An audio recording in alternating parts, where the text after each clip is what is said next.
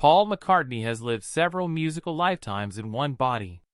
From sweaty clubs in Liverpool to the biggest stages on earth, his melodies have followed people through love, heartbreak, youth, aging, and loss. He has written songs that became wedding anthems, funeral hymns, protest chants, and personal soundtracks for millions. Yet for most of his life, Paul avoided ranking Beatles songs. Not because he couldn't, but because choosing favorites meant choosing memories. And some memories still hurt. But at 80, Paul McCartney reached a place of reflection. The noise quieted. The competition faded. What remained were moments, frozen in melody. Slowly, through interviews and personal reflections, Paul finally revealed the Beatles songs that meant the most to him. Not the biggest hits, not the loudest statements, but the songs that still felt alive inside him. 5. Here, There and Everywhere. 1966. Paul McCartney has often described this song as one of the finest love songs he ever wrote. Here, There and Everywhere was born during a period when Paul was studying songwriting as a craft. He admired Brian Wilson's Pet Sounds and wanted to see how much emotion he could express using as little as possible.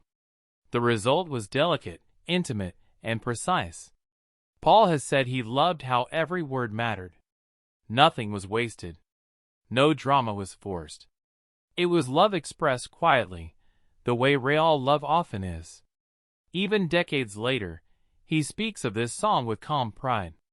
It represents a moment when he realized that tenderness could be just as powerful as ambition. 4. Penny Lane, 1967. For Paul McCartney, Penny Lane was never just a song. It was Liverpool. While much of the Beatles' later work looked forward, Penny Lane looked back, not with sadness, but with affection. Paul has said he loves celebrating ordinary life. The barber, the fireman, the familiar streets. No heroes. No villains. Just people. Paul has explained that this song allowed him to preserve childhood memories without turning them into cliches. It reminded him where he came from, even as fame tried to pull him elsewhere. To Paul, Penny Lane proved that nostalgia didn't have to be sentimental. It could be joyful and honest. 3. Let It Be, 1970. This song carries emotional weight that never fades. Paul wrote, "Let It Be," during one of the darkest periods of his life. The Beatles were breaking apart. Tension was everywhere. His sense of direction was slipping. Then came a dream. Paul saw his mother, Mary McCartney, who had died when he was young. In the dream, she spoke calmly and offered comfort. Her message was simple. Let it be. Paul has said the song wasn't written as advice for the world. It was written to steady himself. Only later did he realize how deeply it connected with others. Even now, performing Let It Be brings mixed emotions. It reminds him that peace sometimes comes not from fixing everything, but from accepting what cannot be controlled. 2.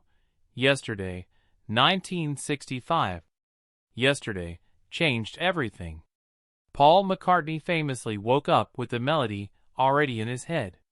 He spent weeks convinced it must belong to someone else.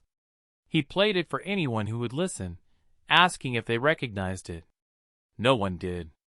That moment marked a turning point. Paul realized that deeply personal music could still reach the world. That vulnerability wasn't weakness, it was connection.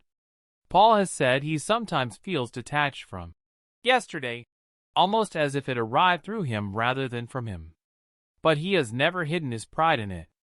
It proved that simplicity, honesty, and emotion could travel farther than complexity ever could. 1. Hey Jude, 1968. This is the song Paul McCartney speaks about with the deepest emotion. Hey Jude began as a song for Julian Lennon, written to comfort a child caught in the middle of heartbreak. Paul never intended it to become an anthem. But something happened. The song grew.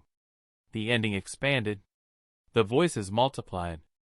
Paul has said that when he performs Hey Jude and hears thousands of people singing back, it feels almost spiritual. The song stops belonging to him and becomes something shared. To Paul McCartney, Hey Jude represents the highest purpose of music, to heal, to connect, and to remind people they are not alone. Paul McCartney has written hundreds of songs, but these 5 stand apart, not because of charts or awards, but because of what they carried emotionally. They reflect love. They preserve memory. They offer comfort. They accept loss. They invite hope. At 80, Paul didn't choose his favorite Beatles songs based on success. He chose them based on truth. And that honesty is why his music continues to matter.